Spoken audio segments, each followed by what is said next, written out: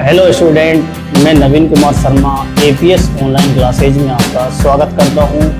आज हम एक्सरसाइज जो हमारी चल रही है 9.3 उसका क्वेश्चन नंबर 3 हम हल करेंगे। हमने पिछली वीडियो में गुणोत्तर श्रेणी यानी कि ज्योमेट्रिक प्रोग्रेशन के बारे में पढ़ा था, जिसको शॉर्ट में बोलते हैं जीपी। जीपी के बारे में पढ़ा था कि जो गुणोत्तर श्रेणी होती है उसके जो पद होते हैं वो क्या होते हैं, A R square, A R cube, इस तरह से जो एनवा पद होता है, लास्ट अंतिम पद जो होता है वो होता है ए आर की पावर एन माइनस 1।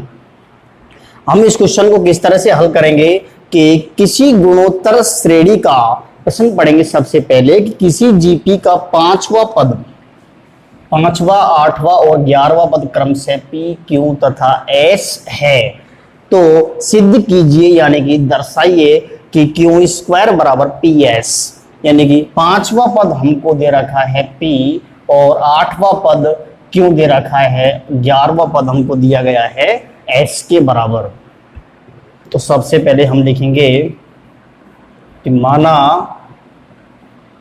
जीपी का प्रथम पद ए सार्वय अनुपात, सार्वय अंतर नहीं लिखेंगे, सार्वय अंतर एपी के अंदर होता है, सार्वय अनुपात आर है, तब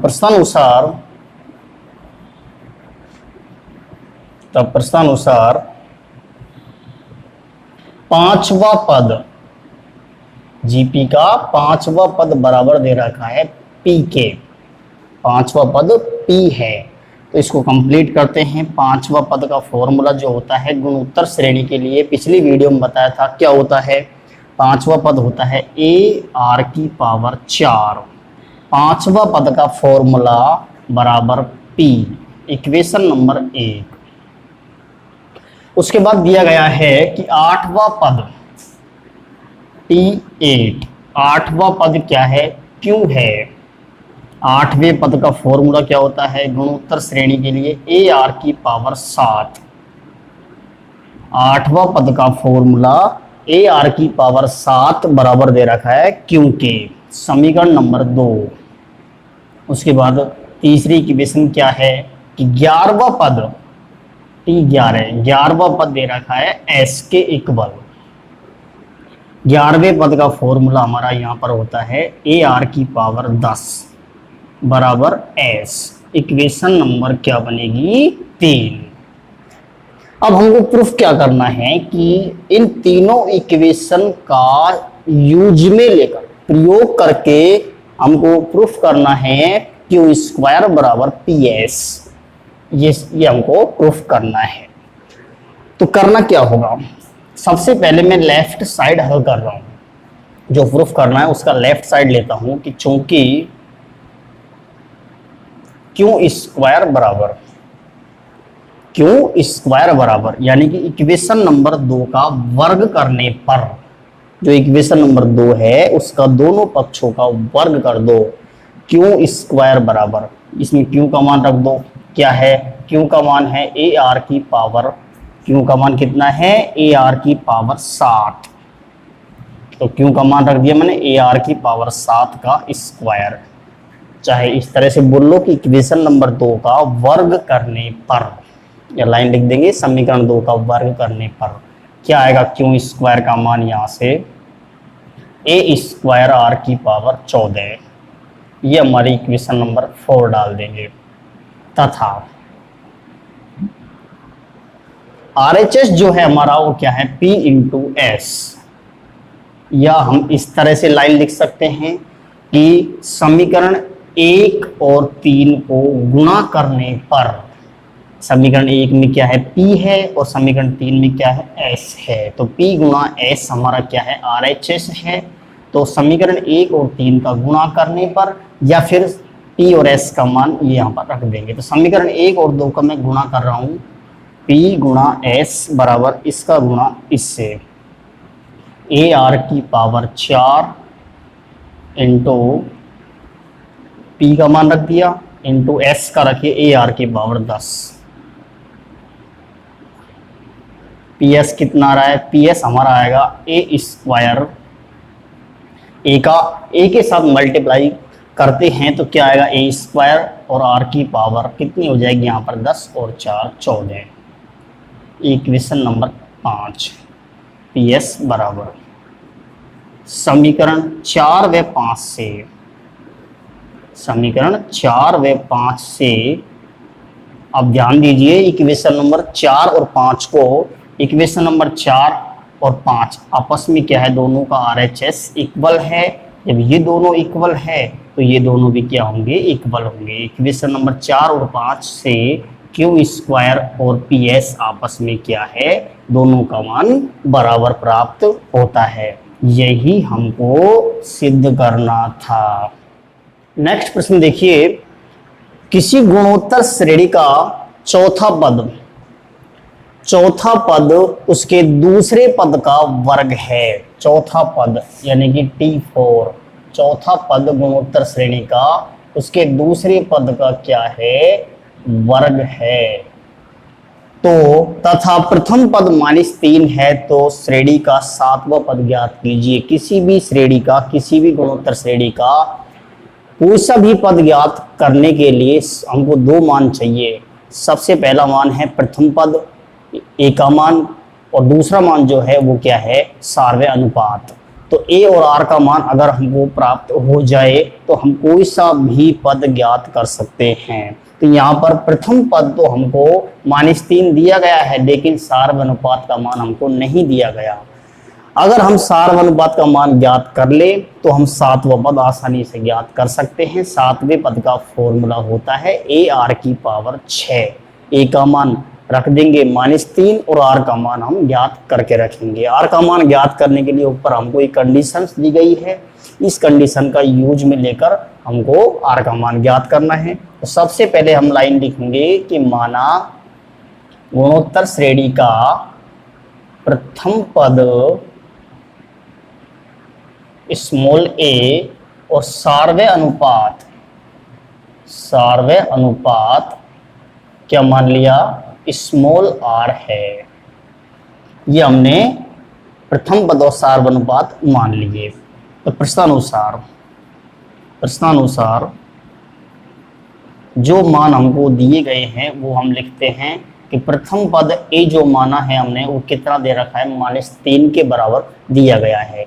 तो प्रथम पद हमारा -3, ये हमारा काम में आ चुका है। उसके बाद और क्या दिया गया है कि चौथा पद क्या दिया गया है, चौथा पद दूसरे पद का, चौथा पद बराबर है किसके, दूसरे पद के वर्ग के।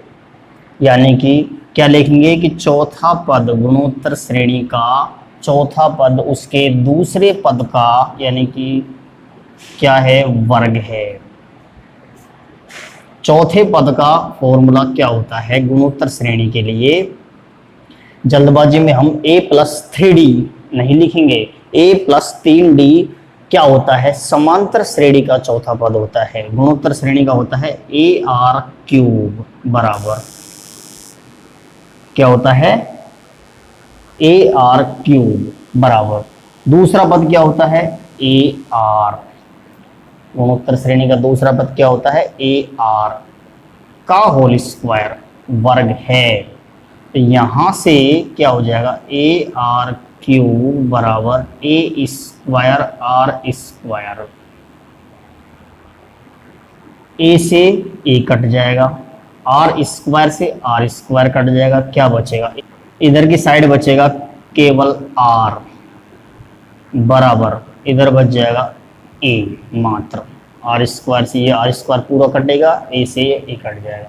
यानी कि जो सार्व अनुपात है R वो प्रथम पद के बराबर ही होगा। A का मान हमने -3 रख दिया तो हमारा सार्व अनुपात भी -3 प्राप्त हो रहा है। A और R समान है। अतः क्या पूछा है, GP का सातवां पद ये हमसे पूछा है T7, जिसका फॉर्मूला होता है AR⁴। A का मान रखो -3, R का मान भी -3, यानी कि -3 की पावर कितनी हो जाएगी, 7 यानी कि मान इसका 2187, ये हमारा इस गुणोत्तर श्रेणी का 7वां पद होगा। नेक्स्ट क्वेश्चन देखिए 5वां का पहला कि अनुक्रम, अनुक्रम जो दे रखा है हमको, इसमें पहचान नहीं दी गई है। पहचान हमको कतई नहीं दी गई कि ये समांतर श्रेणी है या गुणोत्तर श्रेणी है, इसकी हमको पहचान करनी होगी। अनुक्रम है हमारा 2, 2√2, 4 डैश डैश का कौन सा पद आगे जाकर कौन सा पद 128 है। तो किस तरह हल करेंगे इसको, सबसे पहले हम इसकी जांच करेंगे रफ कॉपी में कि ये समांतर श्रेणी है या गुणोत्तर श्रेणी है। तो यहाँ पर देखेंगे कि अगर दूसरा पद में से पहला पद घटाएंगे और तीसरा में से दूसरा घटाएंगे, यानी कि सारवा अंतर ज्ञात करेंगे, तो समान नहीं आएगा। अगर हम दूसरा पद में पहला पद का भाग देंगे और तीसरे में दूसरा का भाग देंगे तो क्या आएगा, सारवा अनुपात आर का मान समान आएगा। ये आपको जांच करनी है। तो यहाँ पर दिया गया अनुक्रम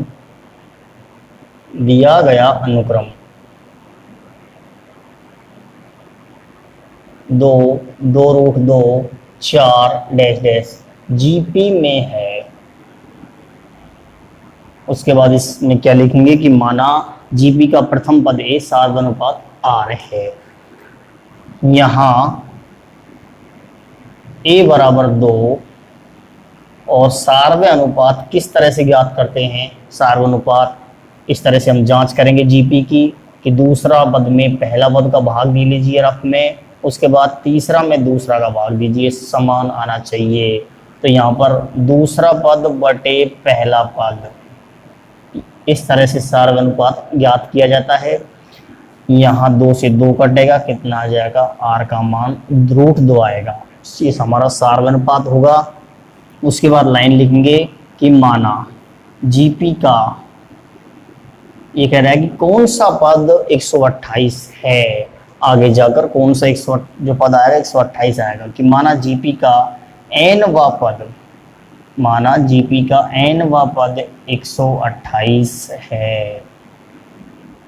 n वें पद को हमने 128 मान लिया, तो n का मान हमको ज्ञात करना है। अगर n का मान 10 आता है तो 10वां पद इसका 128 होगा। अगर 15 आता है तो 15वां पद 128, यानी कि n का मान हमको ज्ञात करना है। कि माना जीपी का n वां पद 128 है, यानी कि Tn बराबर 128। nवें पद का फॉर्मूला होता है गुणोत्तर श्रेणी के लिए AR की पावर n-1 बराबर 128। ये nवें पद का फॉर्मूला है। जल्दबाजी में a + n-1 × d नहीं लगाना है, क्योंकि वो समांतर श्रेणी का nवां पद होता है। तो यहाँ पर हमको करना क्या है, a का और r का मान रखना है। a का मान मैं रख रहा हूँ 2, r का मान मैं रख रहा हूँ √2, r का मान कितना है √2 की होल पावर n-1 बराबर कितना है 128। यानी कि जीपी का nवें पद को हमने 128 मान लिया है, तो n का मान हमको ज्ञात करना है, कौन सा पद 128 होगा।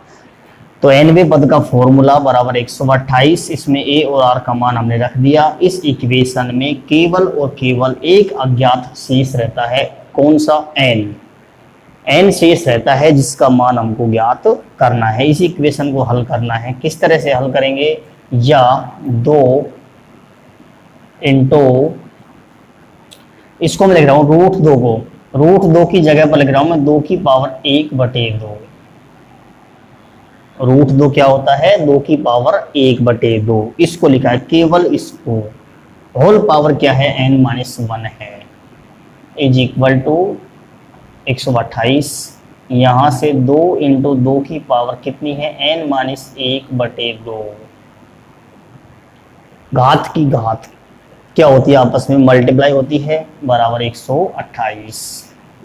या अब देखिए आधार समान है, 2 की पावर 1 और 2 की पावर ये, तो घातें आपस में क्या हो जाएंगी, जुड़ जाएंगी। 1 + n-1/2 बराबर 128। यहाँ से 2 की पावर 2 एलसीएम में ले रहा हूँ। कहने का मतलब 1 इसको और इसको आपस में जोड़ना है, चाहे रफ में जोड़ो चाहे इस जगह पर जोड़िए। तो क्या हो जाएगा, 2 प्लस n माइनस 1 बराबर क्या है 128, या 2 की पावर n, 2 में से 1 घटा देंगे तो कितना बचेगा प्लस का 1/2 बराबर nवें पद के फॉर्मूले में a का और हमने r का मान रखा है। उसके बाद रूट को हटाकर, क्योंकि आधार समान बनाना है हम दोनों, इसको आधार को समान बनाने के लिए इस रूट को हटाना होगा। इधर 2 आधार, इधर भी 2 आधार करना होगा, तो 2 की पावर n माइनस 1/2 हो जाएगा। रूट हटाएंगे, पावर 1/2 लगाएंगे। उसके बाद आधार समान है, बीच में गुणा का चिन्ह है, घाते आपस में जुड़ जाएंगे। इस तरह से जुड़कर यहाँ पहुंच गए। अब देखिए 128 के स्थान पर मैं लिख रहा हूं 2 की पावर 7। 128 किसके बराबर होता है, 2 की पावर 7 के। 2 गुणा 2 गुणा 2 7 बार अगर किया जाता है तो 128 से ही में आता है। आप देखेंगे यहाँ पर एक नियम और लगेगा, जब आधार समान है, जब आधार क्या है समान है और बीच में एक बराबर का चिन्ह है, तो आपस में पावर भी क्या होंगी, समान होंगी। यानी कि n प्लस 1/2 बराबर 7। घातों की तुलना करने पर, घातों की तुलना से यहां से n प्लस 1 बराबर कितना हो जाएगा 14, या n बराबर 14 माइनस 1, यानी कि n बराबर कितना आएगा 13 आ जाएगा। तो लास्ट में हमारी जो लाइन होगी वो क्या होगी, लिखनी है हमको, कहते हैं अनुक्रम का या जीपी का 13वां पद 128 होगा।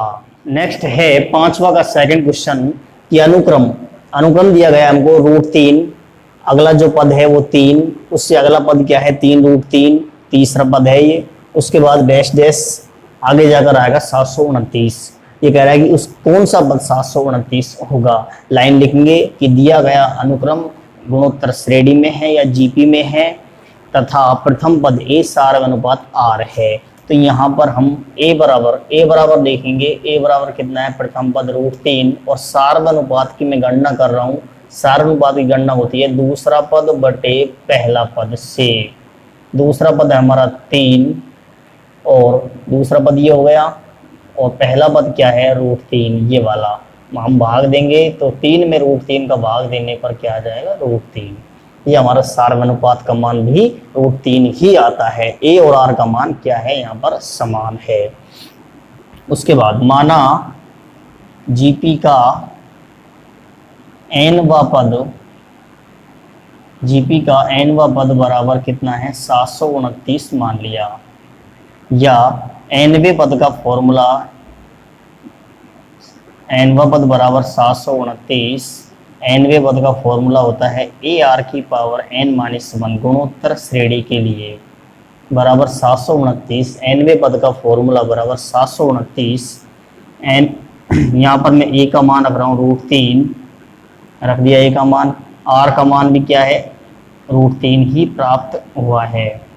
ये whole power n minus 1, a का और r का मान हमने यहाँ पर रख दिया जो हमको ज्ञात है, हमने इस अनुक्रम या श्रेणी से ज्ञात कर लिया। अब यहाँ पर n, केवल n राशि जो है अज्ञात है, उसका मान हमको ज्ञात करना होगा। तो यहाँ पर देखेंगे आधार समान है, आधार दोनों को क्या है, दोनों का आधार क्या है √3 है, तो घाते आपस में क्या हो जाएंगी, जुड़ जाएंगी। इसकी पावर 1 और इसकी पावर n माइनस 1, तो √3 की पावर 1 प्लस n माइनस 1। आधार दोनों का समान है, बीच में गुणा का चिन्ह है, घाते आपस में जुड़ चुके हैं। यहाँ पर 1 से 1 कटेगा, कितना बराबर क्या है 729। कितना शेष रहेगा, √3 की पावर n बराबर 729। यहाँ 3 की पावर n/2, रूट हटाएंगे, रूट जब हटाएंगे तो पावर 1/2 लगाई जाएगी, 1/2 का गुणा n से करिए तो क्या आएगा n/2। रूट हटाया, पावर 1/2 लगा दी, बराबर क्या है 3 की पावर 6।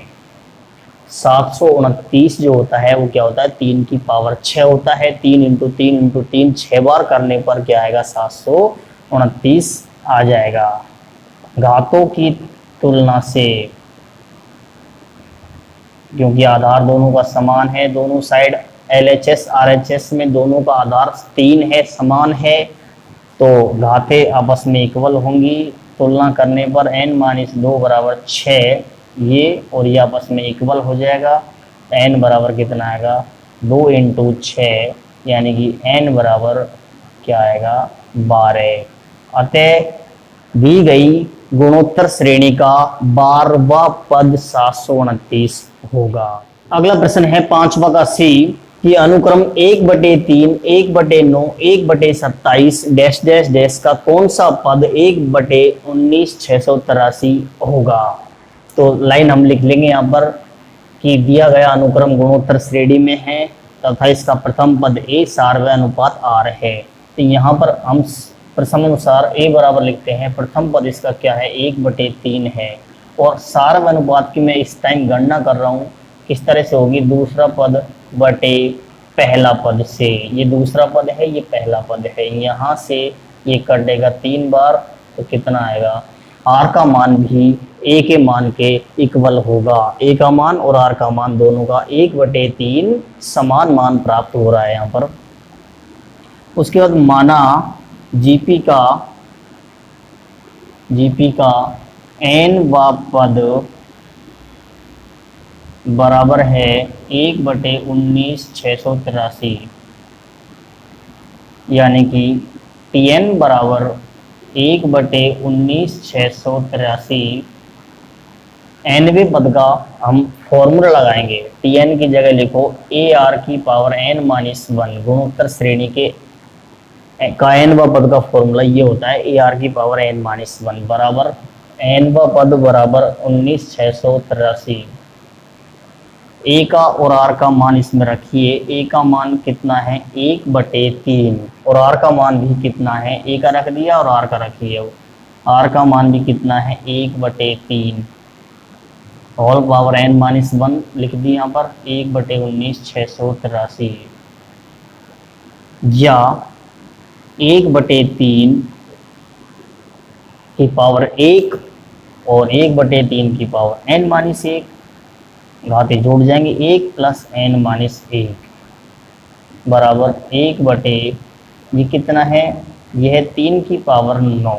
हल करके देखेंगे, 3 गुणा 3 गुणा 3 9 बार करेंगे तो कितना आएगा, 19,683 आ जाएगा।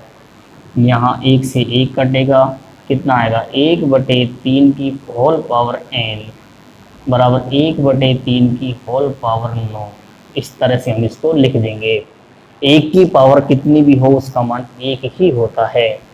यहाँ पर उसके बाद घातों की तुलना से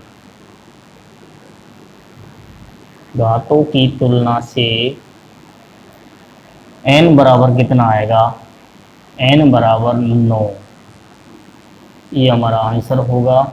अतः गुणोत्तर श्रेणी का 9वां पद 1/19,683 होगा।